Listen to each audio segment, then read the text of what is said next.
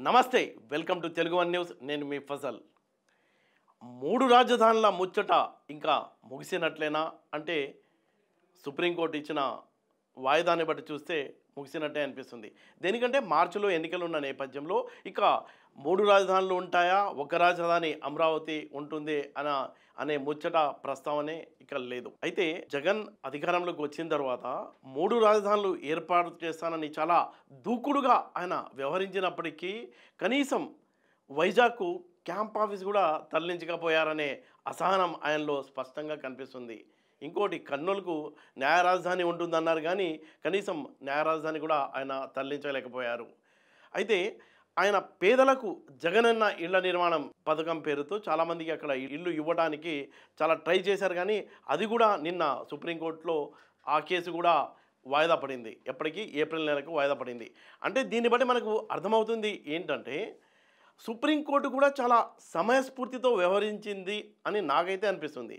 ఎందుకంటే ఇప్పుడు రాజధానిగా ఏది ఉండాలి అనే అంశం ఎవరి చేతిలో ఉంటుంది? కోర్టులు నిర్ణయిస్తాయా లేకపోతే పాలకులు నిర్ణయిస్తారా అనేది దేశంలో అయితే చర్చ అయితే జరుగుతుంది. అది ఎవరి అధికారం? పాలకులు అంటే ప్రజలు ఎన్నుకున్న పాలకులే కాబట్టి ప్రజల నిర్ణయమే అమలవుతుంది అనుకుంటారు. కానీ ఇప్పుడు కోర్టులో ఉన్న కేసు కూడా అదే కదా. సుప్రీంకోర్టు ఎక్కడ ఏది రాజధాని ఉండాలి అని నిర్ణయించే అధికారం ఉంటుందా లేకపోతే పాలకులకు ఉంటుందా అనే దాని మీద డిబేట్ కూడా జరుగుతుంది. అయితే సుప్రీంకోర్టు ఏం చేసింది? చాలా సమయస్ఫూర్తితో వ్యవహరించింది. సమయస్ఫూర్తితో ఎలా వ్యవహరించింది అంటే గత పాలకులు అమరావతిని రాజధానిగా చేశారు. ఇప్పుడు తర్వాత వచ్చిన జగన్మోహన్ రెడ్డి మూడు రాజధానుల అనే ఒక కాన్సెప్ట్ని తీసుకొచ్చారు. అయితే ఇంకా కొద్ది రోజుల్లోనే ఎన్నికలు ఉన్న నేపథ్యంలో సుప్రీంకోర్టు చాలా బిందాస్గా ఏం చేసింది? ప్రజలు ఏమనుకుంటున్నారు అది తెలుసుకోవాలనుకుంటుంది అనిపిస్తుంది నాకైతే. అంటే ఇప్పుడేమో రేపు జరగబోయే ఎన్నికల్లో, ఏపీలో జరగబోయే ఎన్నికల్లో రాజధానే కీలకంగా మారే అవకాశం ఉంది.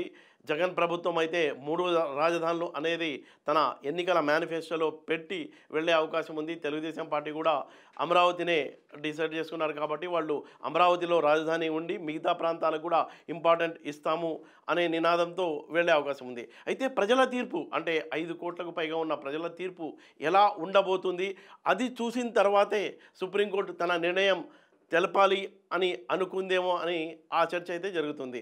సుప్రీంకోర్టు సమయస్ఫూర్తితో వ్యవహరించి ప్రజలు ఏమనుకుంటున్నారు అది తెలియాలంటే ఎన్నికలు అవ్వాలి. ఎన్నికల్లో కనుక మళ్ళీ వైసీపీ కనుక గెలిచినట్లయితే ప్రజలు మూడు రాజధానులు కోరుకుంటున్నారు అన్నట్టు సుప్రీంకోర్టు తీర్పు వెలువడే అవకాశం ఉంది అని చెప్తున్నారు. ఒకవేళ వైసీపీ ఓడిపోయి తెలుగుదేశం పార్టీ అధికారంలోకి వస్తే ఇంకా ఆ మూడు రాజధానుల కాన్సెప్ట్కు నీళ్లు వదిలినట్టే అని తేలిపోతుంది. అయితే జగన్ తన పాలనలో చాలా సీరియస్గానే ఆయన మూడు రాజధానుల కోసం చాలా దూకుడుగానే వ్యవహరించారని మనం చెప్పవచ్చు. జగన్ సీఎం అయిన తర్వాత ఒక రాజధాని కాదు మూడు రాజధానులు కావాలనుకున్నప్పుడు ఆయన ఏం చేశారంటే 22 అక్టోబర్లో సిఆర్డీఏ చట్టం 2014కి మార్పులు తీసుకొచ్చారు.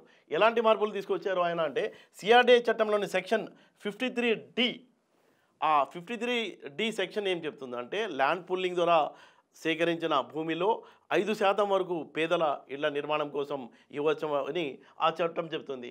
దాన్ని ఆధారంగా చేసుకుని చట్టంలోని అంటే ఆ చట్టంలో ఉన్న 41 సెక్షన్ 41లో మార్పులు చేసి R5 జోన్ అనేది ఒకటి క్రియేట్ చేశారు. అక్కడ మొత్తంగా R5 అనే జోన్ క్రియేట్ చేసి ఏం చేశారంటే ఆయన 2023 మార్చి 31న ప్రభుత్వం జీవో నంబర్ 45 తీసుకొచ్చింది. జీవో నంబర్ 45 తీసుకొచ్చి ఏం చేశారంటే వీళ్ళు 1134 ఎకరాల్లో 48,128 మందికి ఇళ్ల పట్టాలు ఇవ్వడానికి జగన్ ప్రభుత్వం ప్రయత్నం చేసింది. ఎక్కడ? R5 జోన్లో. R5 జోన్ అంటే ఆ చట్టం సిఆర్డీఏ చట్టంలో సెక్షన్ 53లో ఉన్న ఒక అవకాశాన్ని అంటే 5% గృహ నిర్మాణాలకు ఇవ్వచ్చు అనే ఒక క్లాజ్ను బేస్ చేసుకొని ఆ సెక్షన్ 41లో మార్పులు చేసి R5 జోన్ క్రియేట్ చేసి అక్కడ జగనన్న ఇళ్ల నిర్మాణానికి ఆయన శ్రీకారం చుట్టాడు. అయితే ఆ కేసు కూడా నిన్న సుప్రీంకోర్టు వాయిదా వేసింది. ఎప్పటికీ వాయిదా వేసింది? ప్రధాన కేసు ఏప్రిల్కి వాయిదా పడింది కాబట్టి ఈ కేసును కూడా ఏప్రిల్లోనే వాయిదా వేస్తామని చెప్పారు. ఈ సందర్భంలో సుప్రీంకోర్టు న్యాయమూర్తులు కూడా చాలా హాట్గా కామెంట్ చేశారు. అక్కడ R5 జోన్లో ఏం జరుగుతుందో మాకు తెలుసు, మీరు చెప్పాల్సిన అవసరం లేదు అని చెప్పినప్పుడు, అంటే ప్రభుత్వం తరఫున లాయర్లు చాలా సీరియస్ మ్యాటర్ ఇది, పేదల ఇళ్ల నిర్మాణానికి సంబంధించిన విషయం కాబట్టి తొందరగా తేల్చండి అని వాళ్ళపై న్యాయమూర్తులపై ఒత్తిడి తీసుకురావడానికి ప్రభుత్వం తరఫున న్యాయవాదులు ప్రయత్నిస్తే చాలా ఘాటుగానే ఆన్సర్ ఇచ్చారు. మాకు తెలుసు అక్కడ ఏం జరుగుతుందో అనేది. రాజధానికి సంబంధించి ముఖ్యమంత్రి జగన్ చాలా దూకుడుగానే వ్యవహరించారు. అమరావతి కాదు 3 రాజధానులు ఉంటాయని ఆయన చెప్పడమే కాదు, అసెంబ్లీలో పవర్ ఉంది కాబట్టి, బలం ఉంది, సంఖ్యాబలం ఉంది కాబట్టి ఆయన చట్టం తీసుకొచ్చారు. చట్టం తీసుకొచ్చి చాలా దూకుడుగా వ్యవహరించారు. అయితే అది కాస్త హైకోర్టుకి వెళ్ళి అక్కడ న్యాయ సమీక్షకు రాగానే 3 రాజధానుల చట్టాన్ని జగన్ సర్కార్ ఉపసంహరించుకుంది, భయపడిపోయింది. అంటే క్లియర్ ఒక పద్ధతి ప్రకారం చేయలేదు కాబట్టి ఆ విషయం వాళ్ళకు కూడా తెలుసు కాబట్టి భయపడిపోయింది. అయితే ఏం చెప్పింది, సమగ్రమైన చట్టంతో మళ్ళీ అసెంబ్లీ ముందుకు వస్తామని అప్పుడు ముఖ్యమంత్రి జగన్ పేర్కొన్నారు. అయితే సమగ్రమైన చట్టం ఏమన్నా రూపొందించారా ఈ 4 ఏళ్లలో? అలాంటిది ఏ ప్రయత్నం జరగలేదు, రూపొందించలేదు. ఆయన కోరిక అలాగే ఉంది. అయితే ఏమైంది, ఈలోగా ఏమైంది, హైకోర్టు అమరావతి ఏకైక రాజధాని అని స్పష్టమైన తీర్పు వచ్చింది. దీనిపై 2022లో సుప్రీంకోర్టులో జగన్ ప్రభుత్వం అప్పీల్కి వెళ్ళింది, స్పెషల్ లీవ్ పిటిషన్ వేసింది.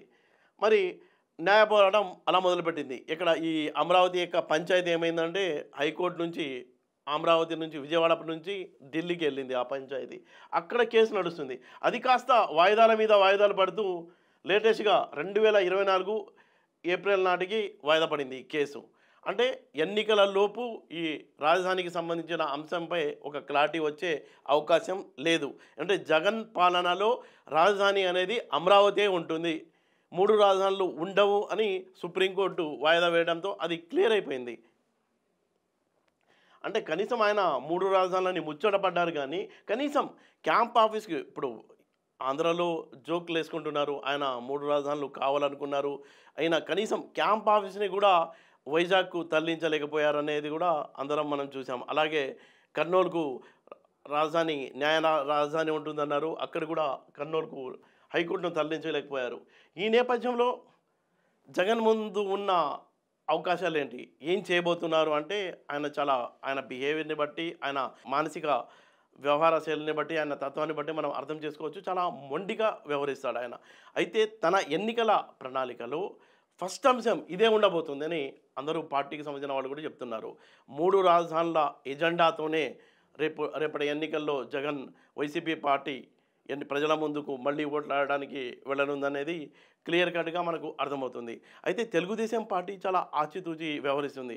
మిగతా ప్రాంతాల్లో ఓట్ బ్యాంకు ఎక్కడ ఇబ్బంది కలగకుండా రాజధాని అంశాన్ని పక్కన పెట్టేసి తాము చేయబోయే, అంటే జగన్ ప్రభుత్వం ఇస్తున్న సంక్షేమ కార్యక్రమాలతో పాటు ఇంకా అదనంగా తాము ఎలాంటి కార్యక్రమాలు చేపడతాం, దాంతోపాటు అభివృద్ధి చేస్తామనే నినాదంతో తెలుగుదేశం పార్టీ ముందుకెళ్తుంది.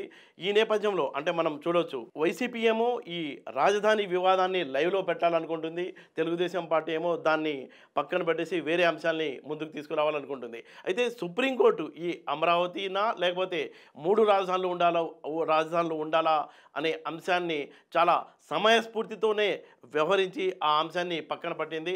రేపు ఎన్నికల్లో ఏ పార్టీ గెలిస్తే రిజల్ట్ కూడా, అంటే రాజధానులు ఆ పార్టీకి అనుకూలంగా ఉంటాయనేది స్పష్టమవుతుంది.